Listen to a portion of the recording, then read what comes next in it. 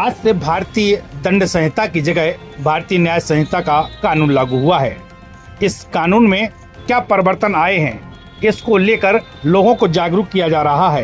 Police थाना करैरा में भी आज जागरूकता कार्यक्रम आयोजित किया गया, जिसको एसडीओपी शिव नारायण मुकाती एवं थाना प्रभारी निरीक्षक विनोद छावई ने संबोधित करते हुए उपस्थित लोगों को नए कानून के बारे में जानकारियां दी।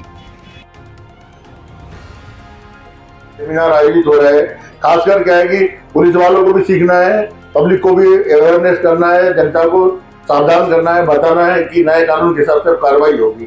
तो एफआईआर हो गई।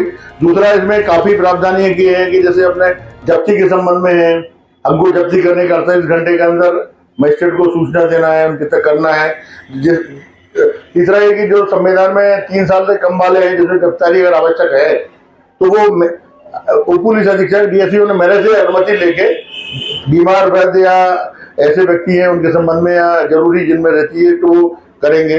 इसलिए सारी धाराएं हैं इसमें हमने बने हैं। अच्छा, बाकी चूंकि ये पहली वाली जो धाराएं थी, लोग कहेंगे कि 302 कहाँ गया। अब 302 नहीं, वो तो 103 ही रह गया बस। 302 तो अलग अलग धाराओं में अलग अलग है। जैसे अपना पुरानी धाराओं में था अपना 294, 323, 506, 34। अब नई धारा में हो गया है, जैसे आपका 323 है, 115 हो गया है, आपका 324 का भी है, 118 हो गया है, 325, 117 हो गया है, 294, 296, आपका 506, 351। तो रोज हम पढ़ते हैं 323, 295 से 115 2, इसके बाद आपका 294 का 296 और 351 2 3 और आपका 325 34 का ये रोज धारा। क्योंकि हमारा ये डीएसआर छूट गए क्या, हम डेली डीएसआर में साहब ने करीब 1 महीने से प्रैक्टिस भी करवा रहे हैं। जो नया अधिनियम है थानों में, जैसे आईपीसी की धारा के साथ में अपन बीएनएस जो है भारतीय न्याय संहिता उसकी धारा भी लगा रहे थे ताकि प्रैक्टिस में आ जाए। तो अब लोग ये गलतफहमी में नहीं रहे। अब जैसे एक्सीडेंट का मामला है, अब आप एक्सीडेंट वाले मामले में अब जो 279 धारा वो हो गई 281 और 337 हो गई 125 है, 338 है उसको 125 भी कर दिया। तो धाराएं अलग अलग लोग ये नहीं कहे। अच्छा, ये धाराएं देखिए, अब आप हमारे यहाँ देखिए अलग अलग है। इधर हमने की है ये आईपीसी और इधर बीएनएस कर दी। उससे अधिक और 7 वर्ष से कम वाले करीब 25-30 करीब ये 50 के करीब धारा है। इसमें जांच का प्रावधान है।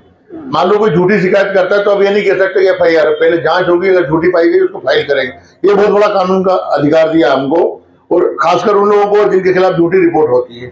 अगर मान लो एक पक्ष बुलाया, दूसरा पक्ष आएगा भाई तो मेरी झूठी शिकायत कर रहा है, तो उसमें गंभीर अपराध में नहीं होगी जो 7 वर्ष के ऊपर है। 7 वर्ष से कम तो 3 वर्ष, उसमें हम जांच करेंगे। 14 दिन के अंदर हमको जांच कंप्लीट करना पड़ेगी। तो हम तो क्या है 14 दिन का 2 दिन में आदमी 1 दिन में तत्काल जांच करेगा, सही है तो एफआईआर, नहीं तो बाकायदा रिपोर्ट डाल के उसको फाइल करेंगे। फिर उसका कोई रास्ता नहीं, झूठी रिपोर्ट में जांच का अधिकार दिया है इसमें। ये बहुत अच्छी बात है। ये तो कोई भी आया झूठी एफआईआर करा गया, हमको लगता है फिर वो एसपी साहब के यहाँ जाता है शिकायत करने, साहब पुलिस ने एफआईआर नहीं लिखी।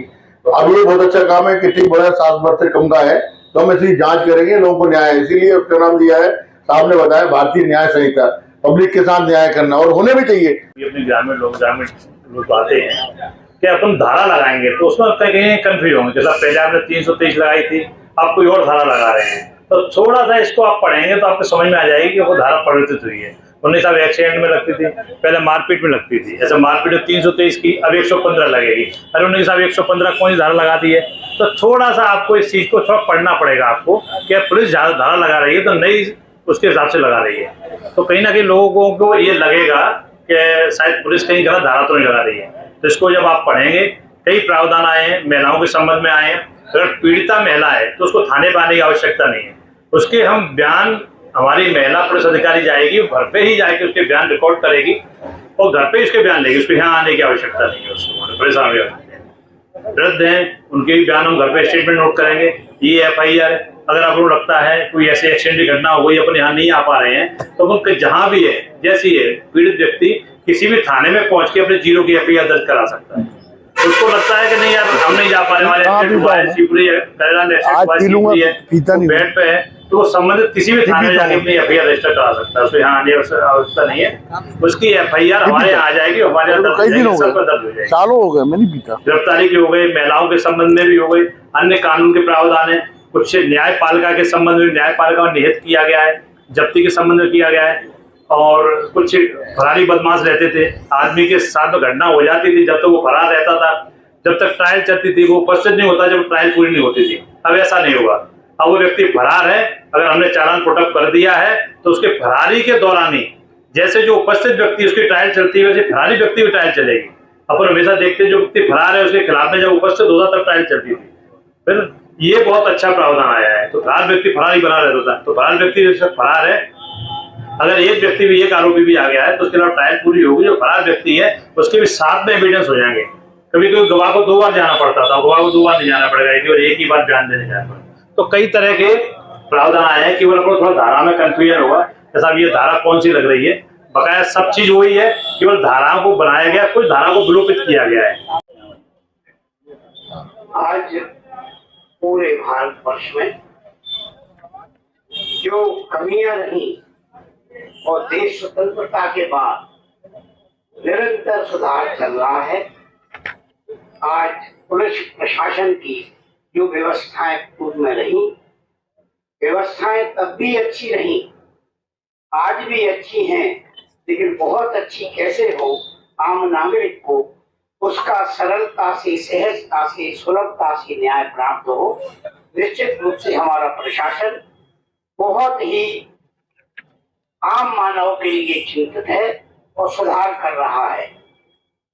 ये वास्तव में प्रसन्नता का शुभ दिन है हमारा कि यहाँ थाने में आना पड़ता था, तब हम किसी विषय को यहाँ दर्ज करा पाते थे। आज इलेक्ट्रॉनिक और कंप्यूटराइज जमाना है, आज हम घर बैठ के भी अपनी समस्या दे सकते हैं। मेरे ख्याल से सर्वोत्तम, उत्तम और श्रेष्ठ निर्णय है प्रशासन का। क्षेत्र की ऐसी छोटी बड़ी खबरें देखने के लिए जनपहन न्यूज चैनल को यूट्यूब पर भी कीजिए सब्सक्राइब और रहिए खबरों से अपडेट।